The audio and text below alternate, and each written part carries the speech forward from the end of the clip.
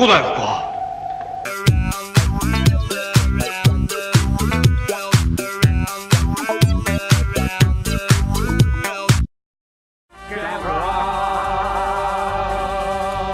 Gamera is really neat. Gamera is filled with meat. We've been eating Gamera.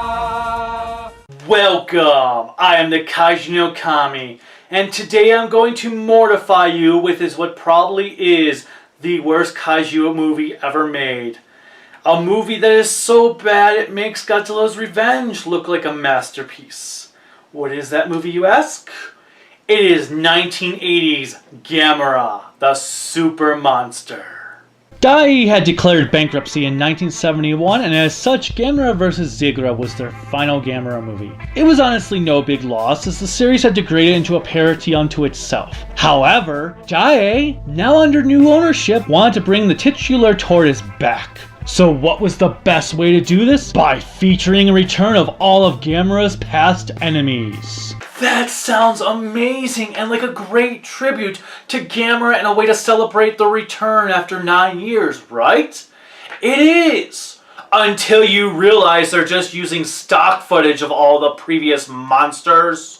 Super Monster kicks off with exposition on our universe. It is revealed to us that a group of space pirates known as Zenon is trying to kill some adversary protectors known as Space Women. Yep, you heard that right. Space Women.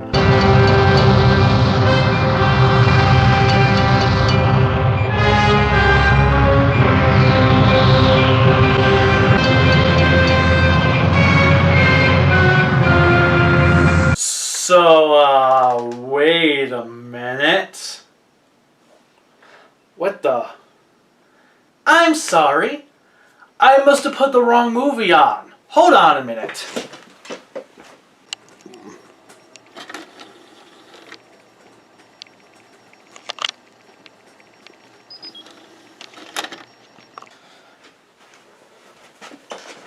Huh, interesting. Because that is the right movie on there. You clearly saw the disc said Gamera the Super Monster. So, I don't know why it looks like Star Wars. Or maybe it was a different movie. Maybe that was Spaceballs that was in there for some strange reason.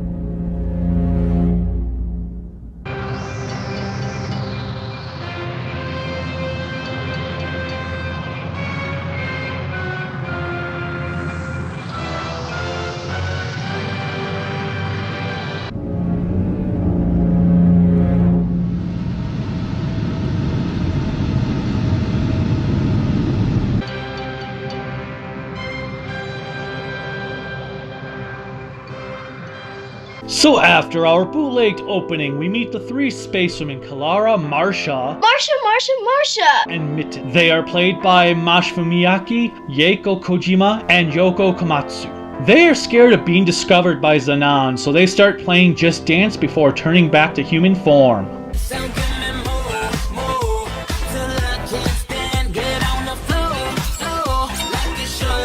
In retaliation, Zenon sends down one of his servants, a woman named Gorege, played by Keiko Kudo, to locate and kill the space women. Is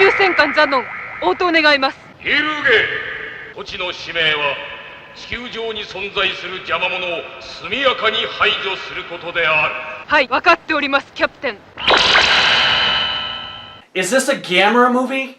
Or a rejected Sentai plot? What the? What is going on here? Oh, and guess what? No Gamera movie is complete without a little kid to stir things up. This is Keiichi, a turtle enthusiast who plays an organ and his favorite manga series is Gamera. That's right, Gamera has been reduced to a manga character in this universe. Clara runs a pet shop and she just randomly gives Keiichi a turtle he can apparently talk to. いいの、あげる。ダメダメ。これでなくっちゃ。それとこれとどう違うの？こいつは僕と話ができるんだよ。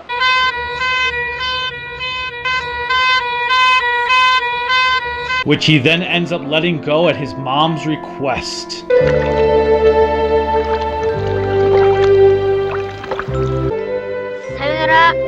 A volcano of stock footage rips open and we are treated to a montage of scenes from Gamera vs. Gyaos. The space women do nothing.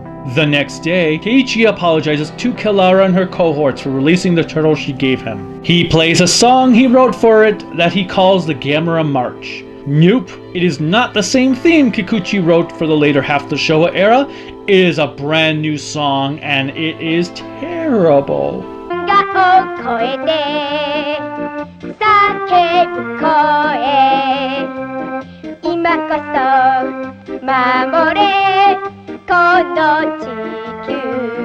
Kid, stick to turtles, because that singing is horrendous. Oh, and I am so sure those are his hands playing that organ. Keiichi inspires the space women to want to protect Earth, and then Gamera just randomly appears.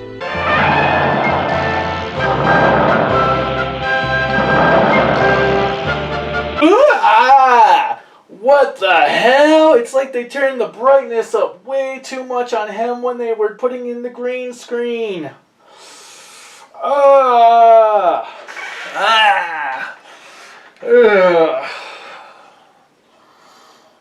Okay. Much better. Now he doesn't look so bright anymore. We get to watch the reused Gamera Gyaos battle scene just with a really terribly annoying score on top of it.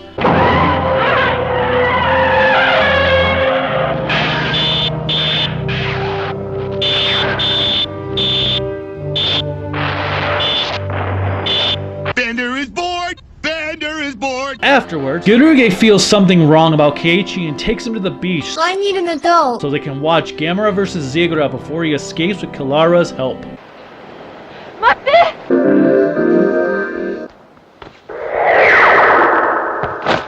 Kilara reveals her identity to him and informs him about everything. Virus attacks, blah blah blah. That night, Gamera heads out into space to watch a special showing of space battleship Yamato.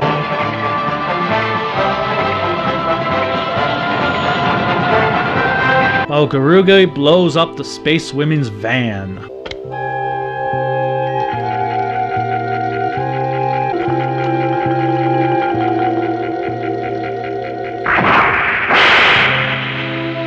I'm actually not really sure which is worse this time around.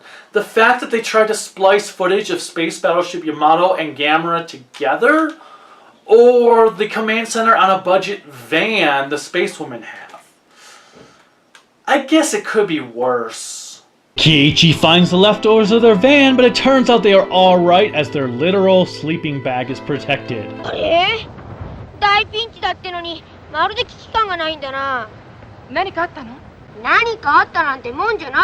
Giruge, believing the spacewomen to be dead, sends Jiger to attack. Yeah, you know the drill. Afterwards, Gamera is taken control by the Zenon and we are treated to the dam destroying scene with one added bonus included.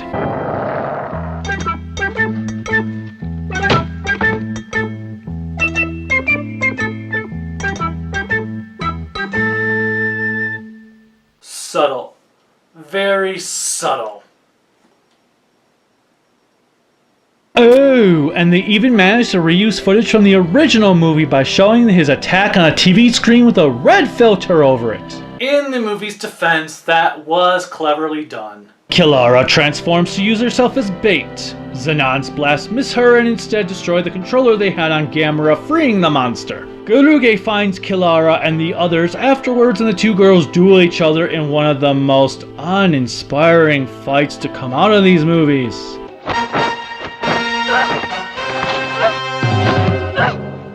Well, at least it's better than the fight scene from Rebirth of Mothra 3. Kilara wins the fight.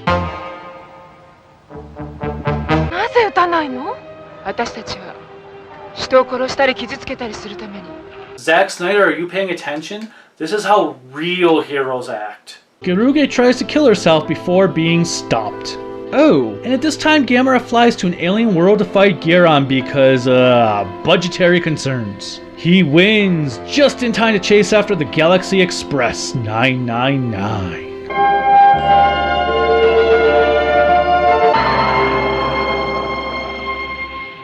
Gyoruge wakes up in Keiichi's bed.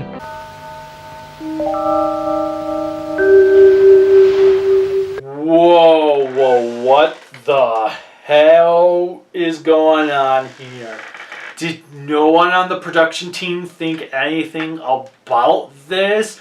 Not the director, the writers, no one? Not even the people in Japan who went to see this movie? Did no one raise a stink about this? Yet, in an anime, if there are two kids, a boy and a girl, they're pretty much the same age, have an implied sleeping time together, they raise this huge controversy on it. But this is okay? Classic Japan. Yeah, Keiichi's mom gives some BS excuse about him wanting a sister, because that is apparently what brothers do with sisters that are like 10 years older than them in Japan. But whatever, the important thing here is that Baragon attacks and is defeated. Of course! Butterfly in the sky, I can go twice as high. Take a look, it's in a book, a reading rainbow. Zenon has decided that he is just going to destroy the Earth, and Gyoruge uses herself as bait to reveal the location of her former ruler. This scene is kinda weird and doesn't really make sense. Either way, Gamera heads off and sacrifices himself to destroy Zenon, taking another one of Vader's commanders away from him.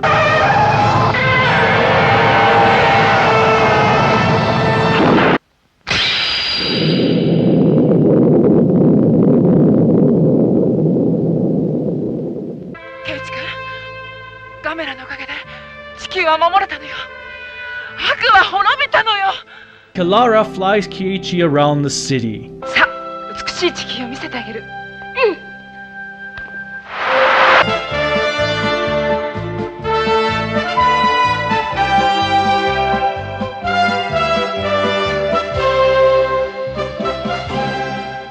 Wow, that's how this movie ends, is that Gamera kills himself to save everybody. Wow. If only this movie actually had substance to go with the ending! I'm not even sure how to describe this movie other than a really bad tokusatsu plot with Gamera thrown into it. The characters do nothing whatsoever throughout the entire movie, as they are pointless. Gamera just appears somehow, and it is hinted that the space women are responsible for it, but we are not sure how, and it is never revealed whether or not this is true. Stuff happens, monsters appear, and Gamera fights them. That is it. There is really no plot to begin with. It is the cheapest thing that could have been made. It is hardly any type of celebration for the franchise. The stock footage fights don't make a lot of sense either, because there are things in the background from the respective movies that hold no context to this movie. Like, why is there a yellow B-ship looking thing in the background during the fight with Virus? Why does Gamera just go to a random planet to fight Giron? None of it makes any sense. The effects that are original to this movie are downright dreadful. This movie doesn't even feel like a Gamera movie. Oh, and the new Gamera suit looks horrendous, as if Daiei bought a costume from a dollar store. The music was done by Keiichi. This movie just flat out sucks. There is nothing remotely good in it. The space women can't add anything to it because they are too scared to do anything in the movie. There is nothing worthwhile here. Do not watch this turtle at all. No matter how big of a Gamera fan you might be of the Showa era, you will be insulted. This is an insult on the franchise, and if this is what Daiei wanted to do to bring back their company into the spotlight, they failed miserably. This movie sucks. It sucks. It sucks. Thank Godzilla, I am done with the Showa era, because this has become a horror story to sit through. Do not watch this movie, folks. Do not. Just don't waste your time. It is pointless, the stock footage is out of place, and the Gamera suit that does appear in the movie just looks flat out fake. Avoid it at all costs. regardless of how you feel about the other movies. Until next time, bye.